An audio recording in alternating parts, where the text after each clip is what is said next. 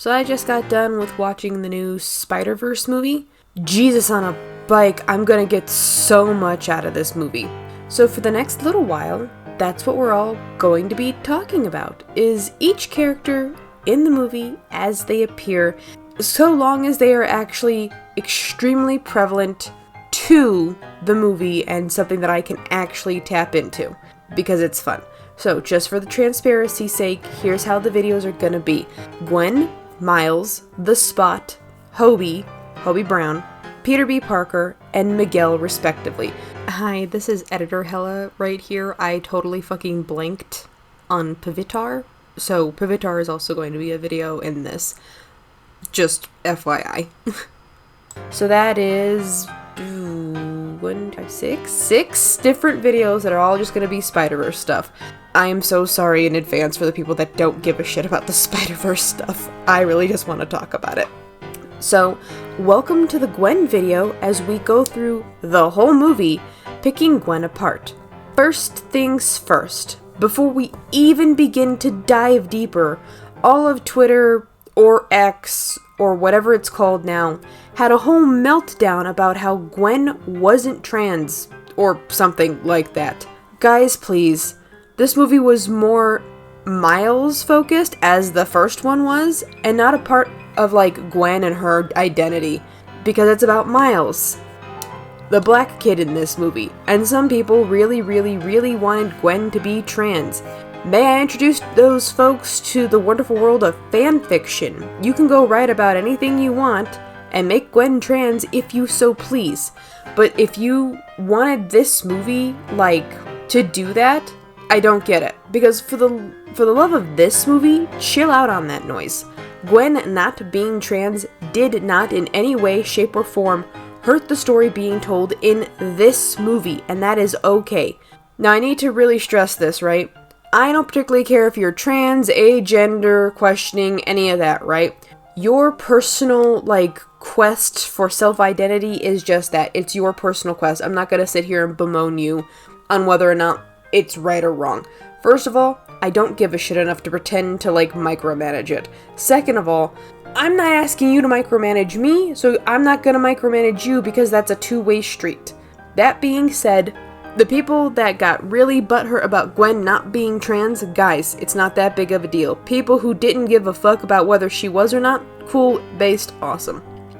We need to let that die and let that go, because I'm kind of low-key sick of hearing about it every time I go on my Twitter, and it might just be because all of my friends are either trans or questioning or within very much that community, as am I, so maybe it's just a matter of that's all anybody wants to talk about for a little bit. Who knows? I don't know. But we're just gonna go back to Gwen on this movie, right? The Across the Spider-Verse movie. Now, Gwen and the amazing way they did her in this movie, we have to talk about it, right? All the other drama aside, we have to talk about how amazing they did her in this movie. First of all, the opening for this movie is amazing, and I want to slow clap it out for how amazing the art is in particular. Gwen is in the middle of trying to process her life in the opening, and it is reflected in how it is. So really quick, if you haven't seen the movie by the time this video comes out, spoilers ahead. I'm not even going to pretend, right, to not do spoilers. I saw the movie, I'm talking about it. Spoilers. Right? Just spoilers. Back to the opening of this movie. Gwen, like I said, is in the middle of trying to process her life in the opening, and it is reflected in the way that she is playing the drums. Because drums are a very primal part of the human condition, I think, but we don't have time to go through all of that because this is already a very long script and it's already going to be a very long audio. So, to backtrack and explain everything, Gwen had recently lost her Peter Parker and had made a friend in Miles, who she is now lost since she can't go back to his home dimension, right? And she can't leave hers. She's also in the middle of trying to come to terms with the fact that her Peter Parker, her best friend, is dead, and her other friend is literally on the other side of an interdimensional wall that she cannot pass through. So she is in the middle of going through this grief, and on top of all of that, her father thinks she is a criminal and wants to put her in jail for the perceived crime of not really murder. So that is a lot. And her father, I might add, she is avoiding of having any kind of conversation with, because the idea that he might not see her and, understand her point of view scares her too much to even try and imagine, because Gwen does love her father, and the idea, right, that what she's doing is good, but her father will consider it bad from every angle and will not give her the benefit of the doubt, that terrifies her. And that's the reason why in this movie, she's kind of a little standoffish with her dad, because Gwen is going through it in this movie. And to top all of that off, right, more layers, right, we're just gonna add another one for flavor, as a treat.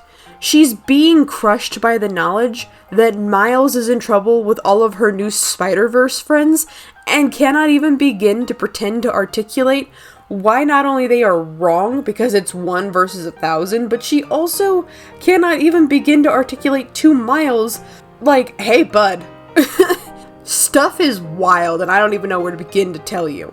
But as the movie goes on, we get to meet all of her new friends she's made because she clowned on Miguel hard when they first met, which, you know what? I love Miguel, right? He is such an interesting character, I can't wait to start to, pick him apart. But she does, she clowns on him and I love it. I love when characters clown on each other. It warms my black little soul. Anyway, it all comes to a head when Gwen tries to get Miles to not follow her because she knows what will happen if he does. Gwen is even trying to make the ambush that happens to Miles seem reasonable until the moment she realizes how cracked Miguel is and tries to help Miles instead. Which I need to reiterate, she's been constantly trying to help Miles, but when she's in the middle of the chase, she kind of has to play along until it gets to the point where Miguel totally loses the cool he's been pretending to have, which is, amazing writing. I love it. But it's amazing for her, not because she was ever gonna betray Miles, right? She's friends with him. No duh, she's not gonna betray him. But because she knew the risks with all of this, right? Playing this game and playing this gambit, she knew the risk and she went for it anyway. When Gwen gets banished from the cool Spider Clubhouse, she finally has to talk with her dad. A dad who quit his job because he loved his daughter too much to even pretend to try and take her into police custody.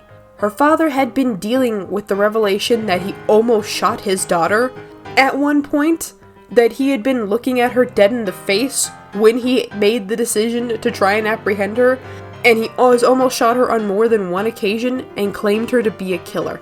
And I need to really microanalyze this. When he catches Gwen, right, it is because Gwen's spider sense straight up does not recognize him as a threat. It recognizes him as family. So he gets very close and spooks her, and he spooks her good. And she puts her arms up because it's the reasonable thing to do. I have nothing on me. Now, he knows that her as Spider-Woman in this sense, so he literally tells her, put down your weapons, and she's trying to explain to him, I'm out of all my fancy stuff. I don't have the ability to even pretend to fight you except in fisticuffs fashion. But because he is a police officer in the middle of a high-tense situation with what he presumes to already be a murder of one, if not more, that they have just not found, he debates about it, and if you really look at the scene and slow it down a lot, his eyes are basically trying to do this cost-benefit analysis in real time of, do I shoot her, do I just keep going? And he makes the decision to shoot the gun in the air, a warning shot. Now, you must be thinking, oh, that's good. And it is. Until you remember, this is her dad. And he has literally been playing this image, probably this scenario, this interaction over and over again. And he has probably been feeling really bad is because, on one hand, he would have caught Spider-Woman. He's the police chief, right? He's the police captain. It's really important. On the other hand, he almost shot his kid. I don't know about you, but unless it's the zombie apocalypse, I don't feel comfortable shooting somebody I know and love. It would feel weird. He would probably feel terrible. And he does feel terrible. And Gwen is so angry at him for all of a bunch of different things that she can't even begin to express because she's still a teenager, so the expression of deeper emotions is a little bit of a chore. She doesn't see him trying to reach out to her and finally talk. Because for all of his tough guy persona and all of this big bad chief of police thing, at the end of the day, he was a good cop. And he did become a cop to try and save people. Now I know, as an American, that the police have been less than understanding to anyone for a long time. But this is fiction and good cops are a thing. It's just hard to find them when bad cops take up so much attention. And I do need to stress this. I have been in the car with my friends who are not white passing like I am, being half Hispanic, and I have seen in their eyes the idea that this might go sideways. And then the relief because they remember I am in the car with them, one of maybe two, or the only white person in there, which means through happenstance of the color of my skin, they are now under a blanket protection is because I'm in the car with them. And I make sure that I smile and talk to the police officers when they're not asking them a question. Not because my friends have done anything bad, but because it is a way of saying, hey, I'm with them. You don't get to pull your bullshit with them on, well, I'm here. I won't stand for it. I won't. But I know for a fact that a lot of them, when they've gotten pulled over, even doing everything right, they're still scared. And they have a right to feel that way.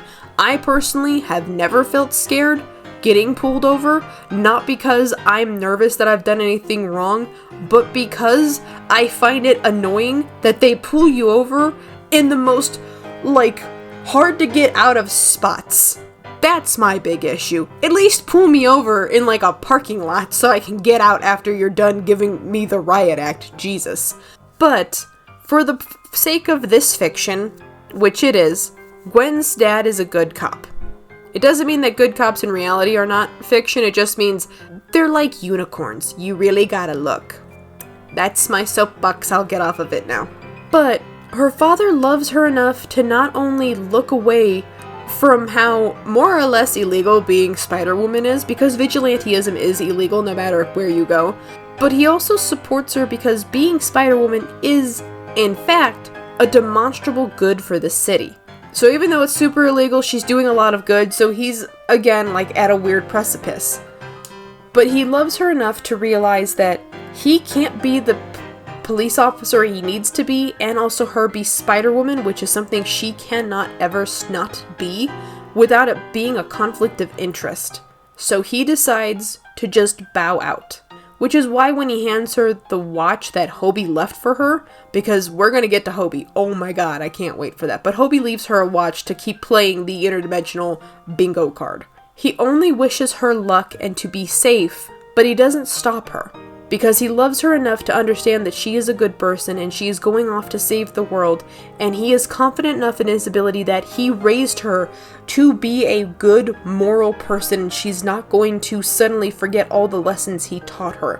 So he lets her go. But why are we talking about Gwen? Because Gwen has a lot of stuff going on, but at the root of it is in fact a girl. A girl who's going through a huge episode of depression from what happened in her life. But she is so angry and so mad at how her life is going that it's colored how she acts and treats people. Gwen, for a moment in this movie, is told by her father, the police captain, is on the chopping block for this canon event bullhonky that Miguel keeps prattling on forever about, and he might have to die, and she just sits there and resigns herself to it for a moment, because in her mind, her father will always put his job and the protection of the city above what she's doing. But, and I can't stress this enough, you can see on Gwen's face in this scene, it tears her up inside to be told that her father is on the chopping block and he might have to die. Now, we are never told if she had a game plan, but with her father no longer being police captain, it has now changed the canon event that Miguel has been prattling on about. Because while the canon event sounds cool, real life doesn't work like an author, desperately writing down everything and hardcore facts that absolutely it must be adhered to. People don't have canon events. Here's your canon events. from like day 1 to day 0, right, from when you die. You are born, you learn a bunch of stuff, you maybe eat some tasty food, you almost choke on your water more than once, and you are ashamed to admit that, but everybody does it. You probably sneezed a couple times, you know, you had a life, you had loved ones, blah blah blah, you die. There it is. There's all your canon events. I can't get any more specific than that because your specific canon events can no way ever influence everything that everybody does. First of all, you'd be a massive narcissist to think that. Second of all, it doesn't matter if you have canon events written down. Nobody knows that, but people make choices and make changes. So therefore, Gwen's father stepping down from the police role captain, who dies in every Spider-Man story, has now rewritten the canon, which Miguel has been harping on about for a million years. Or at least for the past 6 weeks since she's met him. So the idea that Miguel is wrong on every level is the final push she needs to say, fuck it, Miles is right. I am the author in my own story, and I don't want some third-party editor telling me how it's going to go. First of all, self-publishing is a thing. Second of all, it's a really good push. She goes to get her crew to help Miles because Miguel is wrong, and they're going to prove him wrong by not following a single canon event. Gwen is not a main character in this movie. She is a driving force character in this movie, and I can't appreciate the hell out of that. Because, yes, would it have been cool to have a Spider-Woman movie starring Gwen fucking Stacey? Yes. Is that how this movie went? No. But, I'm gonna let you know right now. That's not the, like, big oh no it is that everybody tries to make it out to be. Gwen Stacy, for most Spider-Man's movies, should technically be canon events in some of these other Spider people's, like, narrative. Because I don't know how many of you watched all of the Spider-Man live-action movies. That's a weird thing to say. But between Tom Holland and Tobey Maguire sits Andrew Garfield. Andrew Garfield has Gwen Stacy. The Gwen Stacy event. The penuptial Gwen Stacy event, where when he tried to save her, she died. That's technically a canon event. So, in Miguel's own little flawed logic, Gwen Stacy being dead is a thing, and yet here stands a Gwen Stacy, the Spider-Woman of her universe. Therefore, it brings up the question of, Miguel, what the hell were you talking about? But that's a Miguel video thing. I'm just planting the seed here. Gwen Stacy is an amazing character in this movie because of everything, and I do mean everything that she has to go through. She has to go through the fact that her Peter Parker is dead and she did kill him, not on purpose, but by accident. She has to deal with the fact that she has to lie to Miles in real time because of everything that's going on with the Spider-Verse people. She has to deal with the fact that her father looks at her and sees a criminal until the moment he doesn't. It is a lot on this girl's plate. And it is the most amazing character, well, one of the most amazing characters in the new Spider-Verse movie. And I can't wait to get to the others because, it's gonna be so fun. But the TLDR of this long audio is Gwen Stacy is important in the Spider-Man narrative. Whether she is playing a love interest or Spider-Woman, it doesn't really matter. She is important to the narrative. And while it might not be how you particularly wanted her to be represented in the movie, does not mean that her role in the movie suddenly got diminished because of it. That's it. That's the whole video. I hope you guys have an amazing rest of your day, and I hope I left you with food for thought. Okay, bye!